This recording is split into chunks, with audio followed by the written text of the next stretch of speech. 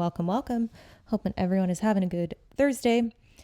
Episode 5 of self-selecting. And just want to give a shout out to all of you who have shared, reposted, let me know your thoughts, sent me personal messages, just like, hey, yo, this completely changed the way I was thinking about training, thinking about just some of the topics, not just the last episode, but particularly the last episode. You guys seem to like that. So I'm going to take that into consideration moving forward. Always appreciate good feedback. So thank you. Today, we are talking about muscle building expectations. And part of this is because I had a call this morning. Someone, they're asking me like, hey, and this isn't just today. This wasn't like a one-off. This is something that a lot of clients do struggle with. And even if we go through it, even if it's one of those things that we talk about like several times, I've adjusted my own expectations when it comes to having to build this understanding, teach this skill. It took me, guys, like I've been doing this so long, and like, you know how long it's taken me, Jesus, English, proper grammar, vocabulary. It's taken me so long to get to the point where I'm like, I would say almost fully bought in. Like I say almost because I'm now going through like a structured, like truly a really solid building phase, like treating it as intentional as a prep. It doesn't mean I don't still feel nervous about gaining weight. Like I am at a point right now. I'm like, okay, well, I'm gonna continue cutting down, which I don't think I announced yet. I'm gonna continue cutting down. Weighed in 134 this morning. What up? I will be building after that, whether I do a show or not, only because I can tell I'm still not where I want to be, and like where I want to be. Like I put that up there, like Laura Lee, Jen Dory, Ashley, Maureen, like I mean just collectively all of them. I'm like, that's the kind of density that I want, is like, and I don't have it. I have better density, but I do not have that. So just for context, because I know people can be a little confused. They're like, yo, like you've built, like, what are you talking about? And I'm like, yeah, but I'm looking like so far down the pipeline. I'm like, yeah, but that's where eventually I'll need to be if I want to be competitive. So anyways, back to really the point of what I started with is that I still get nervous about putting on weight. And yeah, like, I mean, it's very superficial. I'm like, okay, like I'm not in a relationship. I don't have like what was my anchor to be like, hey, like I get it. You know, Patrick was amazing about that. And he really understood the challenges that I went through like mentally. And that was something he was, particularly this last time, he was like on the money with like, yeah, like it fucking sucks. But like, that's something I'm going to have to adjust on my own and figure out, okay, like how do I mitigate some of that body dysmorphia? And it's something, I didn't realize I was going to be talking about this, but fuck it. Fine. All right. I think it could be helpful. It's something I actually had spoken with him about previously, on multiple occasions. Cause I'm like, man, I'm really grateful to have someone in my corner who I can share this with, and I can be honest that like, hey, this is hard. And I remember telling him, like, remember a very specific incident. I was telling him about a client who was voicing like discomfort around the body dysmorphia and like building and body fat. And I was like, you know, that sucks. Cause like a lot of these women I'm working with, they don't have someone on the home team. Like they have a coach, they have me, but it's much different. It's much different if you have a living person, just a entity right there, someone physically there to be like, hey, relax. It sucks. I get it. You're going to get through it. Just go through it, not around it. Don't freeze. Don't just like keep moving. And that's where, I mean, the skill around this, truly it does need to come internally. It does need to be eventually something that we all get to a point where we can do this on our own. And I'm confident now, like having a high degree of buy-in that this is something that I'm going to be able to do on my own. But I mean, I'm not going to lie. Yeah, it does go through my head. I'm like, yeah, I don't have that person when I'm feeling really low or really doubting, okay, like, am I on the right track? Am I looking shittier? Does it look like I'm building muscle? And, that is the case for a lot of you guys listening. So, I hope I'll be able to share more with you on that once I get to that point. But when it comes to building these expectations, really the expectations around what is good progress, because I think from a emotional regulation standpoint, that's really what this comes down to is, can you self-soothe when you get to those low points in a building phase, when you get frustrated and the frustration turns into some anxiety, and then you're doubting whether or not you should be building, whether anything is happening, So this starts, and I think like understanding why this is even occurring. I mean, like getting very objective with it. And this is what I told this girl this morning on our consult. I'm like, when you're losing body fat, okay, so you take someone who's like 130, 150 pounds, you lose 5 to 10 pounds off that frame relatively. I mean, like it's going to feel significant, like visually, objectively, there will be a change. Now, when you're building, I mean, like, even at best, we're talking about maybe even for someone who's a beginner, like a quarter of a pound of tissue every 2 to 4 weeks. Like that's great. And I know that's so vague. Like people, it was the same thing with body fat percentage, like way early on. Like people want these objective, like hard, like what is good? I can tell you, it doesn't really matter what's good. It's like what's going to happen. And here's a general range, but like that range is still highly, highly individualized. So, I mean, like, not to go too far down this, but like the body fat percentage thing, I used to be one of those guys, like, I wanted to say a different word. I used to be one of those people who would be like, yeah, like I want to get to 12%. I want to get to, like, I just had these like arbitrary numbers that didn't mean anything. When I was obsessed with body fat percentage, when I was like hyper focused on this one singular metric, like it didn't equate to a better look. Like I look so much better now, not giving a shit about the exact body fat percentage. And I mean, like, frankly, looking at the pinchable and in millimeters, looking at the pinchable fat that I have, that I can measure, the actual number, the percentage that you identify with, like that, it just doesn't, taking a step back from that can be really healthy. That's what I'll say. And I think the same thing applies to understanding that, like, I can't quantify, and no one can quantify for you, you're going to build this amount of muscle in this amount of time. And like, they're like, even if we were going to do like a DEX and stuff, like it's just so highly variable. Like it just, and I don't mean like,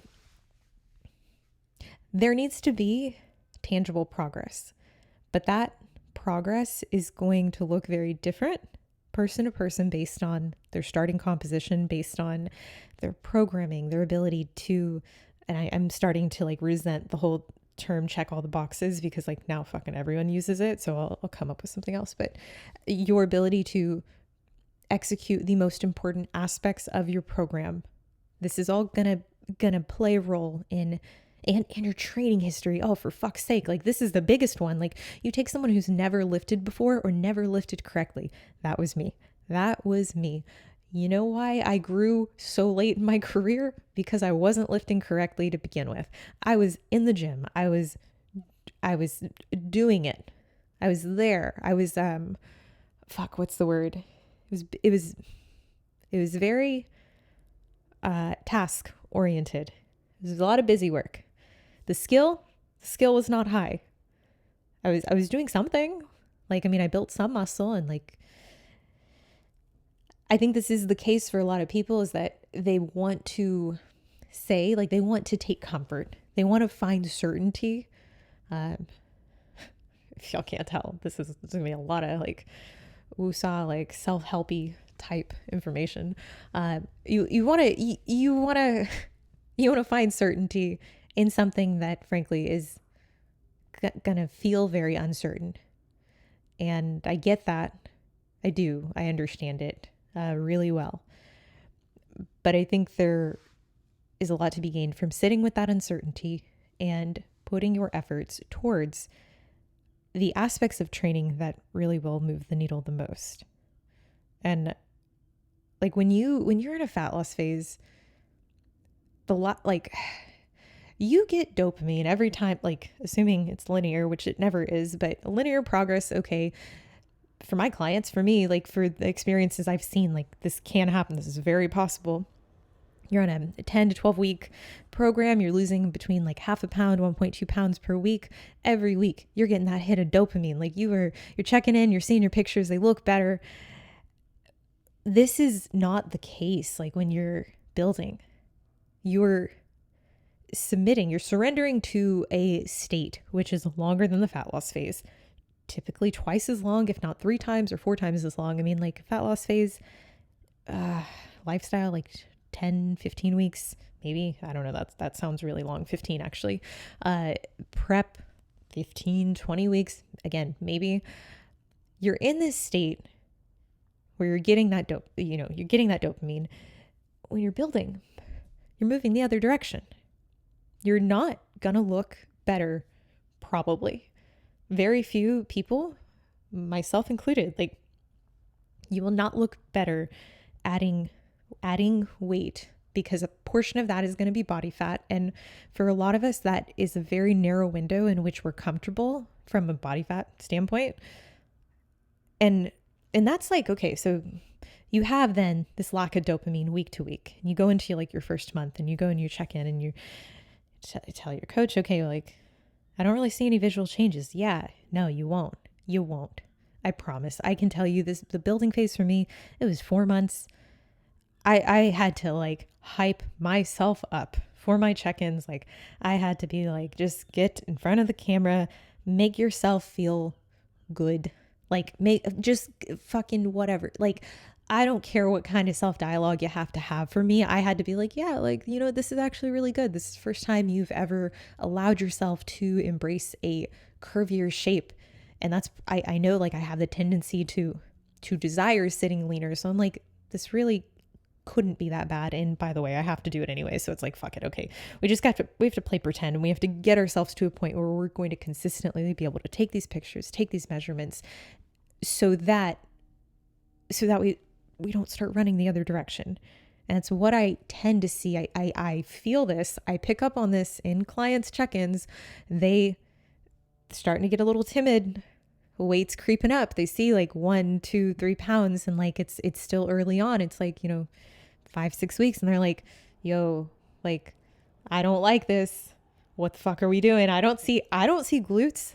When is that? When can I expect that? And the truth is, like, we're not going to use drugs for this part. This part needs to happen without drugs. And even if we do decide to use drugs later in the future, like, it's still not going to be like 2 weeks, cool, you look completely different. Like, that's just not how this works. So you have to be okay with this lack of response, of chemical, just dopamine response. You have to be okay with that and accept it. It doesn't mean it has to be easy. It doesn't mean that you have to like it. I did not like it when I was getting towards the end. I'm like really fucking over taking these pictures, feeling like shit, like feeling like it's hard to like pose and stuff, feeling like my tie-ins are almost gone. And granted, I know I'm being dramatic. Like I'm pretty dramatic with my physique. I'm like, the window for me is very narrow. And for coaches or for anyone really listening, understanding your window, like what is the range at which you start to get a little crazy, start to want to go the other direction, get back into the mini cut, get back into the fat loss phase. Understanding that and being aware of it can help you immensely. Like that's what you need to remind yourself, is that like, hey, this is my default. This is how I protect myself from feeling like I'm letting myself go and no longer fitting into this mold, this identity of being someone who takes care of their body and values taking care of their body but looking a certain way. Because at the end of the day, like, yeah, we can say it's health and wellness, but like I do this because I want to be able, I want my efforts to be reflected in how I look. I value that. Like, that is very vain, I know. I I think we need to be honest about that. I think like I think that is a big driver, a big motivator in why we're doing what we're doing. Granted, in a lot of people's positions, either their business or there is some external, like not necessarily business, but there is something both external and I guess internal, hopefully, yes, there should be, that is motivating you to achieve these physique goals. I don't think there should be any guilt around that. I don't think that that's anything to feel shame around. But because of that, that's why this cognitive dissonance is so hard to face, particularly if you don't have the reassurance from a coach or a partner or someone, just a friend who's around you who's like, yeah, like you're not out of shape. Like you're still doing well. You're still within a striking distance. And I don't mean striking distance of like 5 pounds. Like that term is used very ambiguously. Like someone recently was like, yeah, you're in striking distance of like a show. And I'm like, I am. I guess it can have different meanings, but anyways, back just the cognitive dissonance that occurs whenever you are supposedly intentionally looking worse. So let's just use that like for clarity. You're not looking leaner. You're not looking the way that you want to look, looking in a way that is indicative of all the effort that you're putting into your program, to your physique. Well, like, of course that's going to cause anxiety. Of course that's going to make you question, the fuck am I doing? Like, why am I doing this? To feel worse about how I look, to have my clothes fit a little tighter, to, second guess whether I should wear shorts to the gym, whether I should wear a sports bra, whether whether compared to other athletes in the space, whether I'm too fat or whether I'm gaining just fat and not muscle. Like, these are all like, this fucking needs to be a seminar, honestly. Cause like, I know how heavy this can feel when you're dealing with it alone. And I am convinced that majority of women deal with this. Like, I think you get better at dealing with this, particularly the more successful growth phases, push phases you have. Now I think when you add drugs into this, like, I think this is something you need to be able to overcome and wrap your mind around and again, regulate this feeling. I think you need to be able to do it in a growth phase without drugs, because I think oftentimes the attachment then becomes, well, here, this drug made that growth possible. And yeah, it facilitated faster growth. But imagine if you had to do this even slower and you had to work through that. You had to sit with that discomfort. Ooh, you'd come out of that pretty fucking strong, wouldn't you?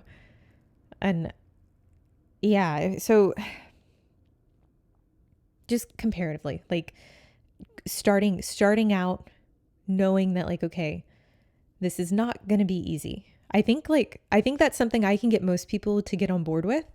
If they aren't already on board with, they come to me and they're like, yeah, like, I know it's going to be hard. That's why I want to hire you. I want to have someone who's not going to fuck me, who's not going to like let me get super fat, but also who's going to actually be able to pull out some progress. And that's like, makes me feel really good to be in that position, to be trusted in that way. But past that, like the next stage, the next part to this is, okay, like, you've gained a little bit of weight. Like, we're within that first 5 pounds. So like, I know it's still uncomfortable, dude. We got a long way to go. Like, and I guess I say 5 pounds, maybe that happens at 3 pounds, like depending on the individual, but depending on how quickly the weight came on. Like, there's some people that like they're more comfortable gaining weight and they have more runway. So I'm like, yeah, like we can be a little more aggressive, but we still need to pump the brakes in some regards, because like this weight as it comes on, we need to ensure its quality. And if you're looking at like, okay, someone can gain, I say this, don't take this, please don't take this literally like as like a hard line in the sand, but just throwing some parameters here so we can make sense of this. You take someone who's generally like a newer, untrained athlete. Well, in 2 to 4 weeks, gaining a quarter of a pound of muscle. But that's not just muscle. Like, it's not like you can just be like, it's not buffet style. You don't get to just say, I want the muscle, no fat. You gain a quarter of a pound of muscle, let's say, and this is a favorable P ratio, the ratio of muscle to fat being accrued. Let's say you gain a quarter of a pound of fat. Okay, half a pound. That's the total. That's the gross gain. But within that, quarter pound of muscle, quarter pound of fat. Over 2 weeks, okay? Well, that's a very, very nominal change. Like, that is so small. And like, let's talk about like really trying to measure that and like trying to be like, oh, your rate of change. It's like, it's nice in theory. It's nice to have it out on a timeline and to aim for it. But like, there are very few people who are going to gain that slowly. And there are very few people who are going to really be able to like stick to that and not freak out when it gets a little higher, because more often than not, it is going to be higher. Now, if you spread that out over 4 weeks, it's like, fuck, we're talking about 0.1 pounds per week. That's so small. Like, how are we going to quantify that? And then when you think about what does that look like on the body itself? What does that look like in terms of training? In terms of like physique changes? It doesn't surprise me when someone's like, I don't see any physical changes. Like, yeah, I know, because we're talking about such a small amount compared to when you're in a fat loss phase and you're like, yo, I stripped off a pound in 7 days. Like, that is silly. That is so much just from a total surface area. Like, that is so much more. And what was I going to say? There's a point I wanted to come back to. Okay, so you have like just objectively just such a discrepancy in the rate of change, the change in body weight whenever you're in a fat loss phase versus whenever you're building in the course of 2 weeks, a month, whatever. And a month is a long time. A month is a long time to be like, hey, I'm not seeing any major visual changes. Of course, this is going to breed doubt in the effectiveness of the program. Like, hey, what are we doing? I know it seems dumb. We're almost looking for a lack of change. We're looking for you to not look shittier. This is in combination with your training performance going up. That's the key here. If you're not tracking training, we can't really know that.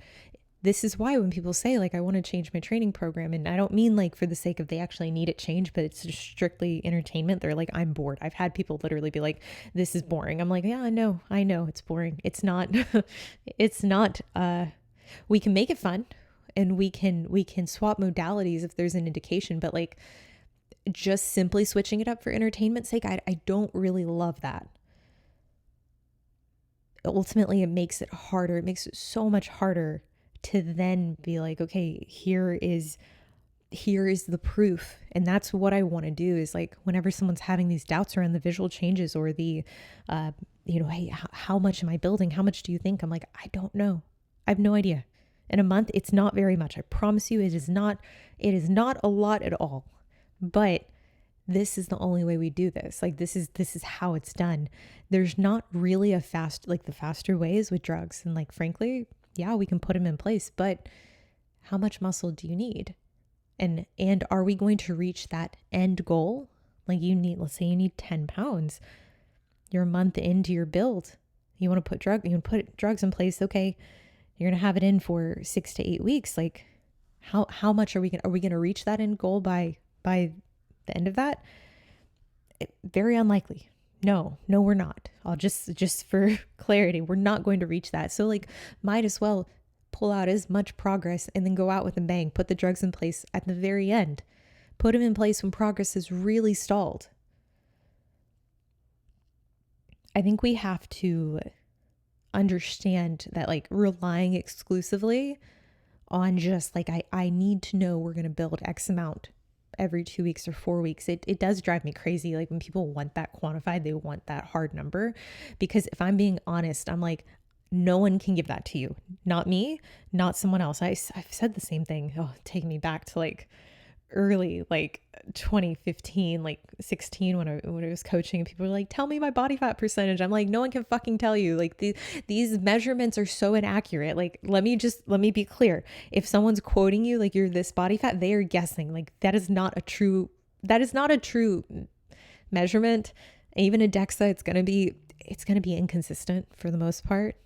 Like, it can be helpful, it can establish kind of a trend, but there's a lot of ways it can mislead you, and it can even discourage you. Same thing with caliper sites.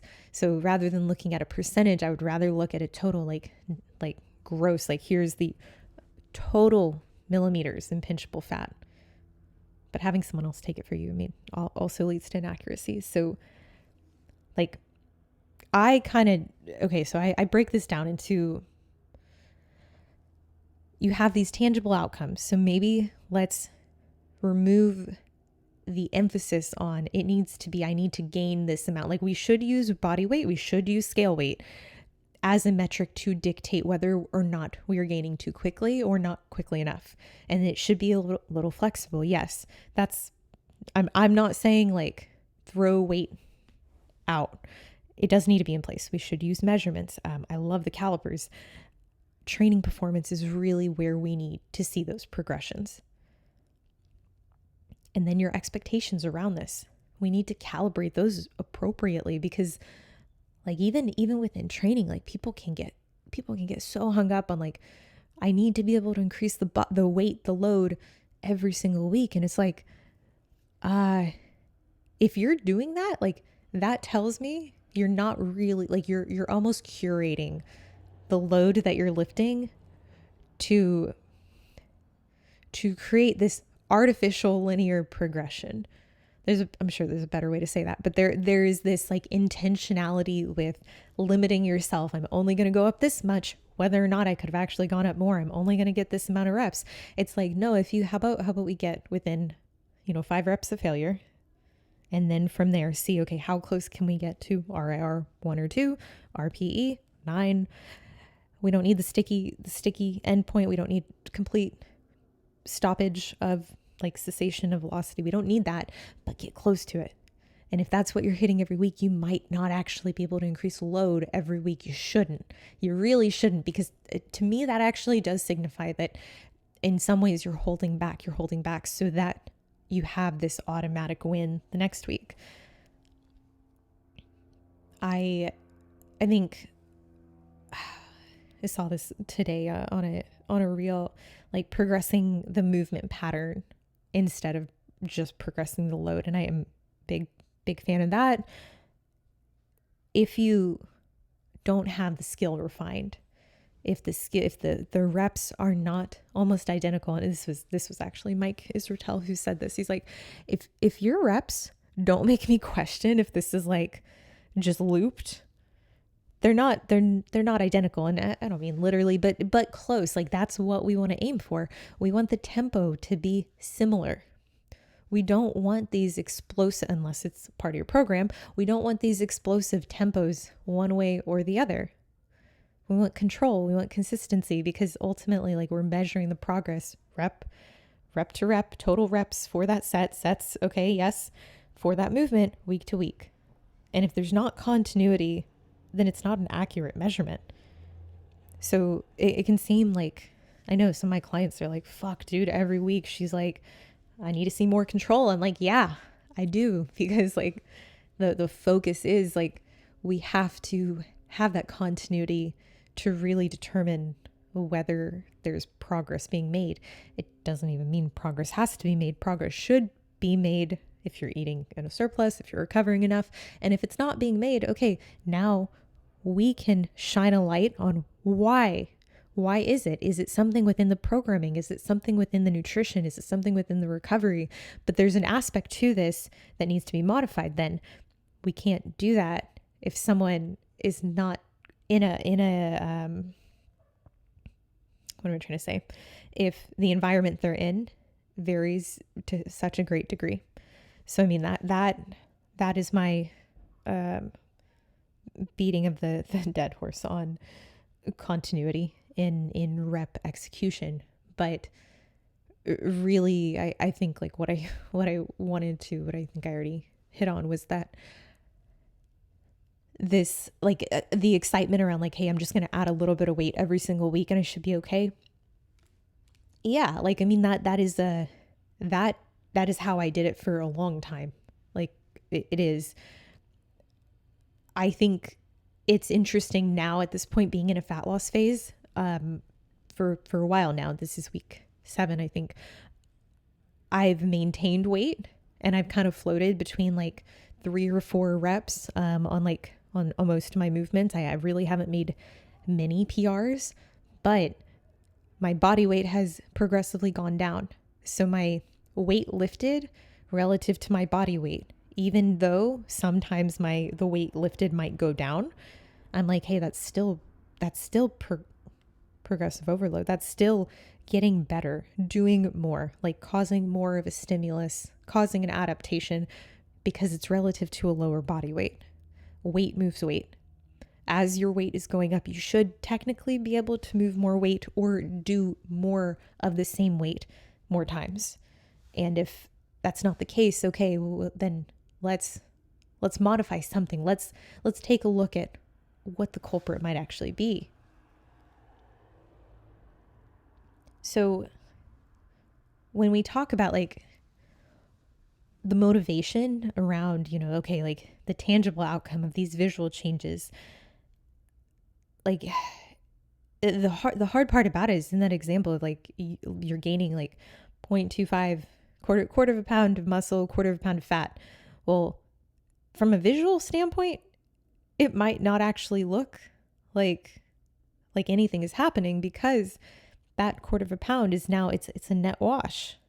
And that's where I think like we really have to lean back into the whole, motivation isn't going to carry you very far. Like, what happens when motivation's not there? You need to have discipline there. I mean, I'm butchered the fuck out of that, but y'all know the thing. It's like, people say it all the time. I should know this. Discipline's going to carry you where motivation doesn't. Some bullshit like that. I don't know. It's the same when you're building. You're probably not going to be motivated, and you have reason not to be, like, you have reason to lack motivation. I get it. Particularly if you're like, hey, I'm very driven by outcome. So I think if you can redirect that drive, that motivation, if you can from the beginning be like, no, you know what motivates me? I know that if I get really fucking strong or really good at this skill, if I'm doing these exercises, these workouts, I have faith in that this is the best way to do this. And that if I want to see those visual changes, even though I can't physically see them right now, even though as I gain weight, they might not be as apparent, for them to happen at all, this thing, the training, that has to happen. And it has to happen, and also reflecting internally. Like, I can be honest with myself and know, like, hey, I have done this for a long time incorrectly. I probably need to make sure I'm very present and very aware of whether I'm truly training at the intensity that I should.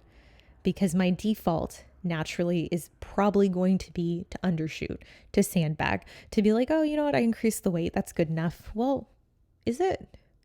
You increase the weight, but like, if you've been sandbagging this whole time, if you've kind of been like holding back just so that you have that win already built in for the first 6 weeks, it's like, how do we know where you are relative to where you could be? So I think also being just very, this is where I would push someone to have, I guess, a little more, what do I want to say? A little more, not urgency, but I tend to assume that with this, if I don't give it my absolute all, then it's not gonna, I'm not going to see the outcome that I'm hoping for. I tend to tell, like, I recall, like, this past growth phase for me, I would tell myself, like, this workout, this is all you need to focus on. This exercise, like when I was in the exercise, this is all you need to focus on. This set, okay, you're 5 reps in, rep 6, rep 7. Okay, if I am not fucking feeling like this is almost impossible to do, and I might actually fail at doing this, then I need to adjust something. I need to do more reps, or I need to do more weight. Again, assuming everything is dialed in, assuming I'm executing the skill with the right cues, but really being able to take the time when you're in that workout, because I'm terrible at this for years, where I would be in the gym, but my mind would be 1,000 places. And right now I have a lot. I have so many things floating around up there. And I have to, like, I have to remind myself, like, hey, this next hour or two, this is a waste of your time if you can't be present. And like this, there's a component of work, just like when I'm doing a check-in, like when I'm doing this right now, I'm recording. I'm like, if I'm not focused, this is a waste of fucking time. It's a waste of my time talking. It's a waste of your time listening. If I'm in the gym, why did I go to the gym if I was just going to be absent-minded, if I was going to be in 1,000 other places? It's not productive. I could have stayed home, saved the time, probably done something else. If I was gonna just, I don't know, let my mind drift, what was the point? And I don't know, that self-dialogue probably sounds really negative, but it works. It does work for me. It's gotten softer. It's gotten softer in the last few months, but like it's something that I think we take for granted, and I think we don't realize how much of a role it actually plays into our performance. I mean, there aren't many exercises that I film just because they don't really like filming at Gold's. I also am not motivated to film because I'm not sending it to a coach. I'm usually just fucking posting on Instagram. And even then I'm like, you know what? I just want to focus. I want to train and to really just feel like I'm immersed in this, and that I know that it wasn't an external variable that got in the way of me like getting everything I could out of this session. And that's not a knock on people who film. Like, I don't give a fuck. It's fine. Like, whatever. If sometimes me, like, I film my RDLs. I do them 3 times a week. I literally film them almost every time. It's completely because I'm like, this is the most important movement. I just want to have a good eye on like whether I'm getting shittier at this because I'm getting leaner. It's feeling harder. I want to catch it if it does start to get shittier. I want to make adjustments and make sure that I'm not consistently getting shittier and shittier at it. Same thing with squats. I'm like, okay, like I got to keep a good pulse on this. Hip thrust. Y'all have seen about 300 videos of me doing hip thrust over the last 4 years. You don't need to see anymore. Like you know how to do them. I can give you cues, but at the same time, like it's an easier movement. I think you've seen enough of me hip thrusting for the rest of your life, Sam mine. So yeah, we probably won't, I probably won't show that moving forward, but, anyways, I'm sorry. I got completely off track there. So with, yeah, okay. There was like a few points I was like, do not forget to talk about this, because this is like when I got off the call this morning, I was like, man, I didn't have this topic in mind necessarily for today, but I was like, I knew I was going to record, and I was like, man, this is something I get asked about constantly. And it comes up on calls, even like new coaching calls like today, all the time. So I'm like, you know what, let's just see. Let's see if it holds any weight for people. So, on the training with getting very like with becoming very intentional, and I promise I'm not just going to overlap what I said last week, but I don't mean becoming so nuanced that now, like in the pursuit of optimization, that frankly it just doesn't yield the degree of return that we would infer just from the effort, just from like you I don't know, just analyzing. Like, I mean, I know some people, they'll take videos of every set, every lift. They'll go back and they'll watch them, and it's just like, yo, like that's a lot. Like, let's like, with clients, like sometimes they'll want to send every exercise, and I'm like, frankly, we need to focus on the ones that matter the most. Some of these shouldn't need a lot of repeated correction. It's okay if they do, but I mean, of course, if the athlete is brand new, yeah. But I really want to I really want to focus on the ones that are going to give the most bang for their buck. Like, and then I think in this pursuit of trying to make everything optimal, people can get carried away and lose sight of, well, how much does this actually move the needle? And it can quickly then become these like rabbit holes that we get lost in, that are then arbitrarily valued in a way that's inappropriate for what they're going to offer, like in terms of outcome. And like, I think keeping it simple, as simple as you can, in terms of optimal, which I mean, like, really past like, hey, are you slept? Are you fed? Are you hydrated? Mentally, are you able to focus? Are you able to go into the gym, perform these exercises, perform them as correctly as you can, while hitting a certain degree of intensity that you think is where you should be. If you're supposed to film for your coach, okay, like get your filming in, like, but don't let it be like a huge distraction. But are you able to come out and away from this, and like how much more work is needed outside of that? Because like, I mean, like, I'll give my athletes feedback, I'll give them corrections, but it's not like I'm giving them long lectures on this stuff. Like, I'm not like writing paragraphs of like, here's how we need to fix this. Like, it's not a lot of studying to do in between that. It's like, okay, well, fuck, this is, I almost forgot about this. Yeah. If you get cues from your coach, and I don't mean train harder, like, I guess that is a cue, but like, if you get specific cues, like corrections to make, please review them. Please review them before you go into your next session, or review them as you're about to do that lift. When I worked with John, not even just John, but when I did work with John, he would give me specific things. He would go over and be like, okay, do this, here, I think what's happening here. And if you're feeling this, cool.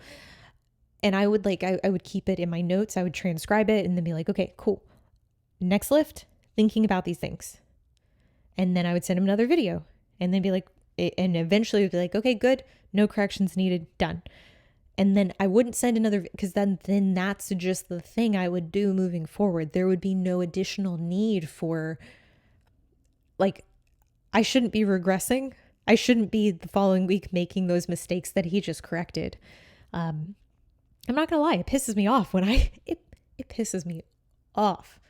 I get big mad when, not really mad, but I get annoyed. I get big, I get frustrated when I've told someone like 8, 12 times the same thing. And at that point, I'm like, if I copied and pasted this, would they even notice? Like, would they even take a look at this, like the specific cue? Like, I've been telling you the same thing for 2 months, like every single video, and you send it every single week. Like, I don't understand. What are we doing here? Please take, and God, I heard Atlas talk about this with posing, and I agree with it. It's the same fucking thing with posing too. It drives me insane when I'm like, same thing again and again and again. And he was talking about like how backstage he was with the client and a show day, and he's like, we've been working on this one thing for like months, and he's like, give me your phone. And he took it and he's like, type, put in her feedback, and he's like, every time you go to pose, pull out your phone and read this before you pose. And it sounds real like dickish, but like, honestly, this is the kind of effort I want to see. And it's because it's the kind of effort I would put forth. It's the kind of effort, even when I didn't have a coach, I was putting forth my own posing and my own like bullshit with training. Like this past year, like when I received like help and guidance on my training, but like, it's not like I had a coach throughout. I didn't have someone I was checking in with. I wasn't like sending some videos like, hey, like, can you, I have had some really, really stellar feedback recently from Eric Bagheera, and that I'm very appreciative of. But for the longest time, all I was doing was literally just watch my video. Oh, I can see that I'm starting to do this, and this. Next week, I would just make a note of it and be like, don't do that same thing again. Don't repeat the same mistakes. And I think like, you don't have to be perfect. Like, there's always room there's always room where you can push this and you can try to get just overly nuanced with it. Be as nuanced as you need to be to accomplish, to build that skill. There is a cutoff point where it's too much. It's too much, and now you're burning resources. You're burning time. You're burning mental faculty. But I do think there's merit in a skill that you're not very good at, like repeatedly going back and being like, okay, like what did I not do well here? Okay, next workout, here's what I don't want to do. And let's see if it looks better. And then I'll review it again. Same thing. So I know, like not everyone is going to have the skill set to do this on their own. And that's where I think it is important to have a coach who, if they're walking you through your training, if they are giving a true training program, they're able to give technical corrections. They're able to watch a video and be like, oh yeah, like not even if you say like, hey, I'm feeling it here, but just like looking at it and being like, oh, I see that you're kind of compensating in this way, or I see you're only showing me 10 reps. If you're ending at 10, that 10th rep is not at the intensity that we're aiming for. If you cut out the final 2 reps because they got shitty, well, don't do that. Show me the final 2 reps. I need to see those. If you cut out the end, which like, I mean, admittedly, I tell my clients, I'm like, trim your videos. And then I look and I'm like, if that's the end of your video, like you had 5 more reps. Like that was not a hard set. I really, like, I know for a fact you can do more here. Let's do that.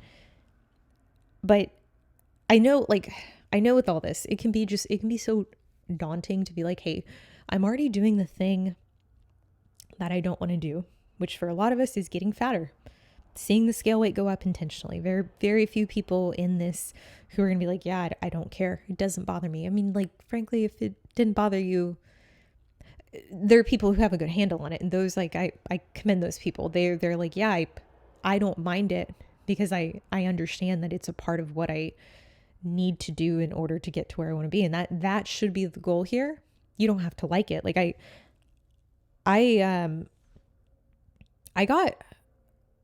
don't really get a lot of flack for this, but I feel like it's because I don't think a lot of people listen to this.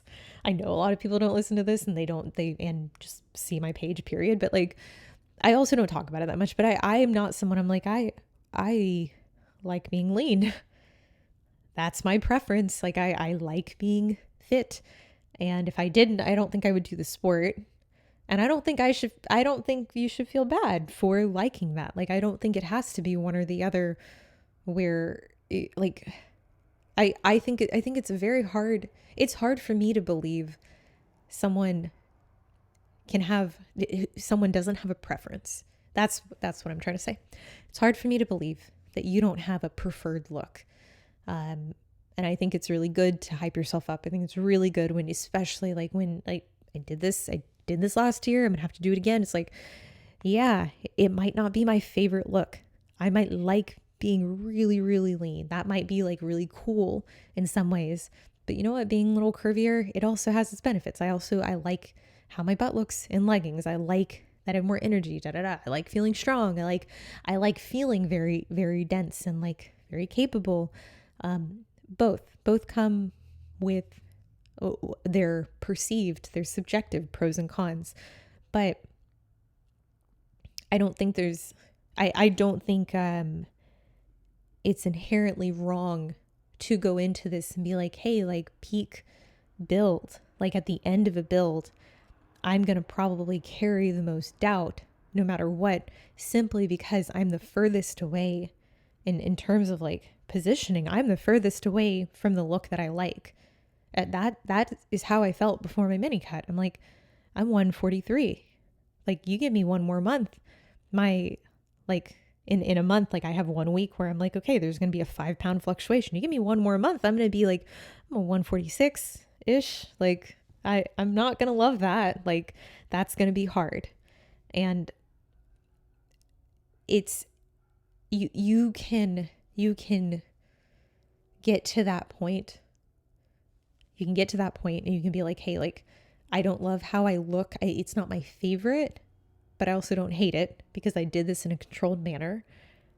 Also, at the end of the day, I knew it needed to happen. It wasn't the most enjoyable.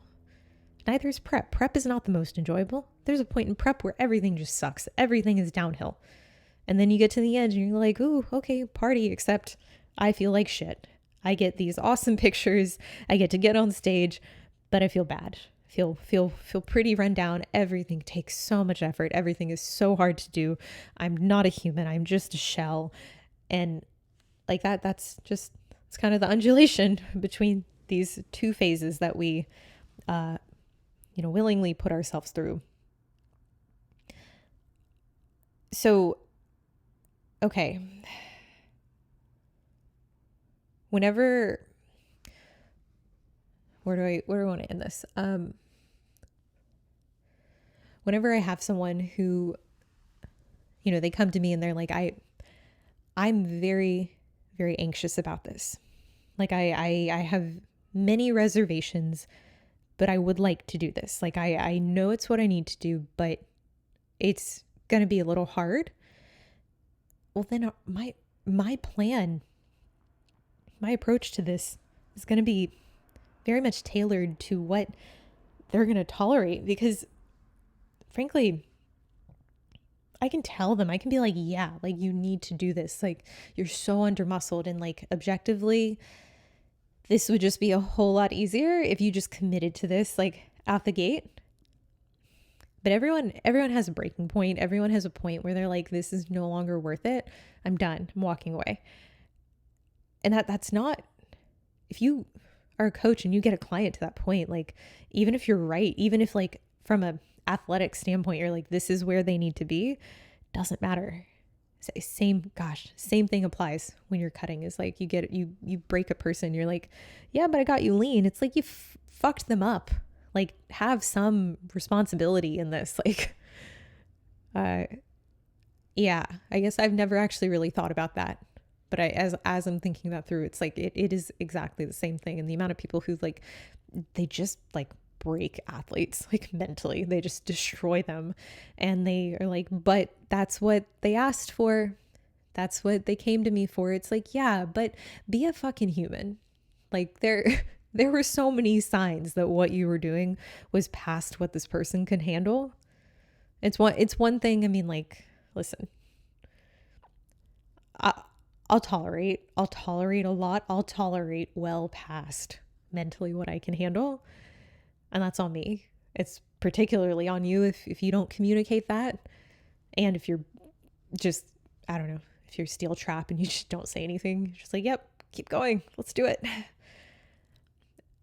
But in the case of someone who's coming to you, who or in this case, listeners, athletes, if you're like, I'm very uncomfortable with this. Like, I want to do it, but can we go slow? Like, can we go as slow as possible just until like, let me get warmed up to this idea. Yeah, like we can go slow. You might not get buy-in because the visual changes if that's what you're banking on. If you're banking on like, okay, in a month, I'm going to have glutes, like they're going to be full round in 3D and I'm going to look like Laura Lee. It's like, no, that's not what's going to happen. Like, I can tell you that won't happen. You're going to be very sad, but your weight will be up and you'll probably want to do a mini cut. Going slow and going at the rate that the client can handle, that is on the coach. And I'm fully aware of that. And I take a lot of pride, and because of like how sensitive I am with my own fluctuations in body weight, I'm like, yeah, I'm not going to force you to do something that is going to fucking have you going back to therapy and like just have you ruining relationships. I know it can really derail your life depending on where you're at mentally. And I don't want to do that. I don't want to be responsible for that. And I also believe that there's a way to get that person to a point where maybe they aren't relying so much just on like, oh, I gained X pounds or this amount of muscle in this short amount of time. I have this belief that they'll see, be like, oh, wow, nothing really is like major is changing, but my weight is up, but I don't look worse and I'm eating more and I feel better and I'm not in this mindset of having to restrict just to not get fatter. And I don't want to get outside of my scope. I want to be mindful that I'm not getting into like the ED territory, because that's not my specialty. That is not something you should come to me for. That's not something that I work with people in. I do think that some of this in our sport is perpetualized and it is enabled. And that's probably not going to change. But I have this idea that, okay, with this client who is very anxious about gaining weight, well, okay, let me do what I can do. Let me get them to a point where they're not having to starve themselves just to not get fatter. Let's put a little higher emphasis on the training. Let's get them eating more. Let's get them excited about like, hey, let's hit some fucking PRs. Like, you ever thought you could lift this much? Like, you came to me, you were doing like 35 sets, like all supersets too. Like, look at how little you're spending so much less time in the gym. You're having fun. And, oh, hey, like your calories are up, but you don't look sloppy, which is a lot of people's fear, is that I'm going to eat more. I'm going to reduce the cardio, and then I'm going to look sloppy. I'm going to look like I don't take care of my body. I'm going to look like I'm not putting forth any effort. I can tell you, if you are structuring yourself, your off season, if it is structured as diligently as a prep, guys, it's so much more fun. Oh, fuck. It's so fun. You're going to love this. It's going to be good. But you need to be at a point where you don't already hate your body fat. And that might be hard, because some people, that point at which they hate their body fat is really low body fat. In that case, okay, it's going to be a little tricky, but like, if we can start this build phase at a point where you're not like, your runway isn't at like 5 pounds, which was kind of the case, like, for the call I had, we were talking about her weight, her height, and I'm like, okay. And she's like, well, here's where I feel best at. And I'm like, okay, so this is the important distinction. Where do you feel best at? Because that is where I need that tells me your positioning. Like, where are you? Are you 10 pounds away from where you feel best at? Because it's probably worth getting you almost there, if not there. It's almost worth getting you to that point and then building, because ultimately, if we just try to build on 5 pounds of runway, like, what are we doing? We're going to be able to do that for like maybe a month, maybe 6 weeks, 8 weeks, maybe, if we're really conservative, but that's going to be hard. So let's do the mini cut. Let's do 4-6 weeks, wash off 7-10 pounds of body weight. And then let's fucking send it. Let's do the build, and let's do it right. And let's do it from a point where you're not like beat to shit from a contest prep. That is like worst time to do a build coming out of a show. Coming out of a show, you are useless. Like, I do not want to say you're coming out of battle, but that is like the word that comes to my head. But I'm not saying that, because that's not what that is. It's not even remotely close. But you are coming out with so much fatigue and just completely warped in terms of what you think is normal, what you think is okay. And it's just like, you need that period. Not necessarily, I'm not calling it a health phase. I'm not calling it like, it is a post-show recovery. Like, you just need to get your shit together. Like, you just need to get back to those regular behaviors, which are likely all dysregulated at this point. We need to find some equilibrium, catch our balance. The first few weeks post-show, maybe even the first few months, like, it's just not going to be very productive, because there are priority actions ahead of this. And I know that can be tough to swallow, because then you're like, well, fuck, like, when do I start building? Like, gained all this body fat, like those first 6 weeks trying to re-regulate this behavior. Now what do I do? Do I do mini cut? No, well, you can't, because it's just not a good idea. It's just not going to set you up for success. I don't mean to use these generic phrases, but I mean, like, you go into mini cut 6 weeks post show, like, you probably haven't re-regulated as much as you think. You probably are just scratching the surface, and it's going to be a transition. It's going to take time. You got to be patient. And truly like the best case scenario for someone is to be in a position where maybe a few months post show, body fat is adequate, not too high. They've been able to control it to some extent. And now at this point, what we can do, we can move them into an intentional build phase. And we can, if the runway is too short, maybe we push for like 8 weeks, then do a mini cut. The mini cut is a tool though. It's designed, it's supposed to be aggressive. It's designed to put you in a position where you have more runway to grow.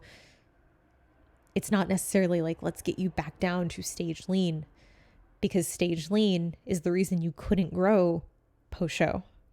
And that sounds ridiculous rhyming like that. I apologize. Hate how that sounded. Anyways, I hope y'all enjoyed this.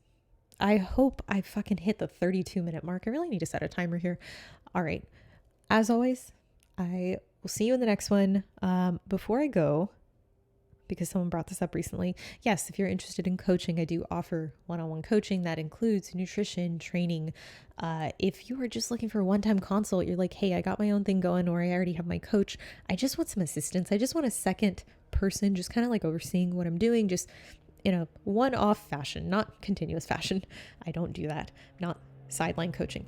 If you're looking for that, if you're looking for assistance on the PED front, if you and your coach want to pop on a call, if you want to come through, we'll do a little group session, just talk about your ideas, talk about, they want to ask questions. I had that happen recently.